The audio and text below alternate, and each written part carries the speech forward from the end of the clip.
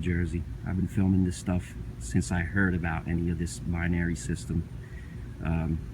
All the explanations and all the stuff we hear about it, but they're chemtrailing super hard today. I mean, they just blew 2 of them right in front of my door, right in front of my window, and I'm watching them go by, and I see this rainbow cloud now. I'm sure you guys could probably see it, but all of a sudden this is appearing now, and it explains why they're chemtrailing over there, and the planes are just flying back and forth. The chemtrails are everywhere today. This is the rest of what I'm looking at. It looks crazy. It's not normal, that I could tell you, not here at least.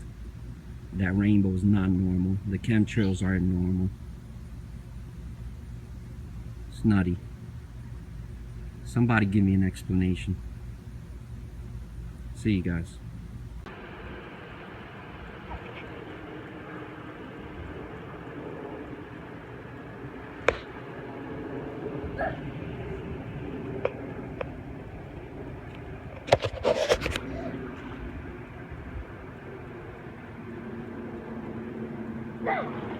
Keep wanting to say June. July 24th, 2016.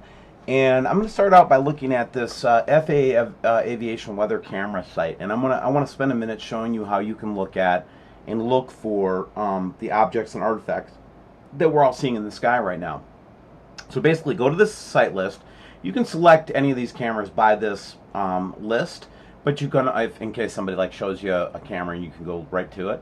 Or you can also go to a map. And the way that you do this is, and I'm just going to pick a random, camera sample. I know that the sun rises in the east and sets in the west, right?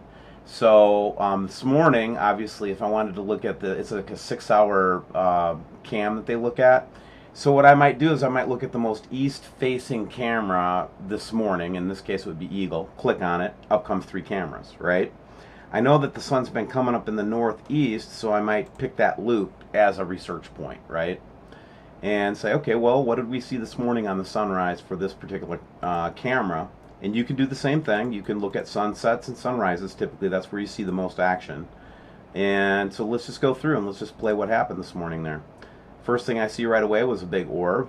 I have to stop on that, check it out. And there it is, that red orb. And you can even start to see the craters in it if you go look at the cameras yourself. I know it's hard to reproduce it all the time on a YouTube channel, but you can see that there's also a strange lens flare, and then as it gets further into the corner, another orb appears.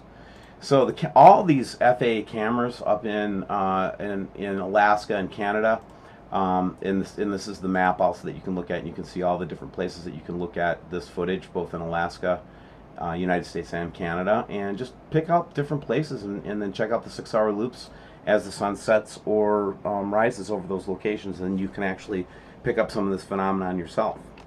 Okay, I wanted to take another look at this shot from Florida a couple days ago where we saw the big red halo. Now, if you haven't been seeing this big red halo, just keep looking. You'll see it eventually. And then that big bright object behind the sun, which is not a lens flare, by the way.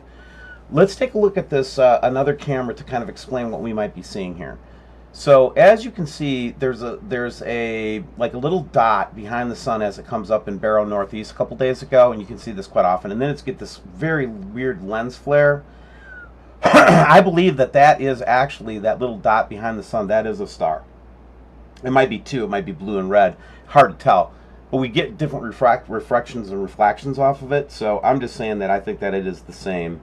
I think it's the same object that we saw in Florida. So speaking of the FAA cams up in Alaska, check out this one from Coates Ebu West. I can't pronounce anything ever. But anyway, so check out this couple of strange things. First of all, we've got the red dot coming down behind the sun, which we think to be the star coming up, okay? Coming up from behind the sun. And that's where it is. And it's been there for a long time. We saw it in Leon. We saw it all over the place. And it's not a lens flare, guys, because the sun's not even in the frame when it shows up, okay? Second thing you'll notice is there's an orb right here. So, like, we catch this orb all the time. It's getting common. And I don't mean to make it sound common because it's not. But look at also how the beam of light down here in the bottom, check this out, how it just goes from straight, like not there, to that weird shape, to a straight beam across. I just thought that was interesting. The second thing you'll notice too is that we get a little bit of a reflection down here from the red thing in this kind of like gray object or whatever. We can see that. So very interesting little catch from Alaska again, where we're getting most of our good footage, quite frankly. Look at this little one from today. It's actually from yesterday. Sorry, it's of the moon. Supposedly we're in the new moon, but it is. What's amazing about this particular shot is how it like shows almost electrical activity on the moon as it goes across, and it's just interesting to me how that looks. And then as the frame continues, more of the phenomenon are seen throughout the whole shot. So it's like a whole day of phenomenon on this whole Delhi, Michigan camera. And then we're seeing the allmeteor.com again is showing the hard returns. So we know that we're seeing objects close to the Earth. Just want to give you an update on that. We're still not seeing any relief from the hard return on that meteor detector. And then I got a really good, this is using kind of the welding glass technique and playing around with stuff, but basically the blurred second dwarf sun behind the sun moved. He's just trying to show that since 722 it moved further west. But the interesting thing is seeing this object and then corroborating it with the FAA cam and so forth kind of tells me that we're looking at a true object. And then, not to bore you with these, but this halo, everybody can see. And it's not ice crystals because we've actually captured it from the ISS. So again, it's one of those kind of things that if anybody like gives us this community kind of crap about what we're saying, look for this halo. When this halo starts to show up, people can't deny it. I mean, well, they can and they do, but still, it's pretty convincing stuff. And then just to kind of further illustrate, this is one of the better shots I've seen of the halo in a long time, and it's showing the completeness of the various shapes around it, how the light shoots out of the sides, which sometimes fools us into thinking it's a planet. But I want to compare that to the ISS shot that I just got the other day where I was showing the blue dot on it. Now, look at, that is not in the Earth, because there's no ice crystals in the vacuum of space to be able to sustain such a thing. So it's, we've deducted that this halo is either a shield or it might actually be some kind of a body coming up behind the sun. So we don't know which one it is yet, but I just wanted to point this out again in case you've missed earlier versions of our show where we talk about this kind of thing. And then just to show you a couple more kind of sub photos, this is from Germany where we're actually starting to see that same red halo red orb, red circular object. Similar to what we're seeing in Alaska again with surface features and so forth. And let me bump this up a little bit for you so you can see it better, but it's because it might be a little bit faint on the screen. But let's just expose it up a little bit so you can see it better. But it's right there if you want to see it right there. So it's pretty interesting how we're catching it now from Germany as well. Here's some more photographs where we're seeing the red, weird, strange red rainbow, which I saw last night from my backyard again. Again, some kind of more of the same stuff. A little interesting thing about the stories, the stories that we're getting from Caltech, and I do want to mention this for just a second. Caltech just came out and said that there's 7 objects, blah blah blah. Papers come out, made a big deal, all those kinds of things, which is great.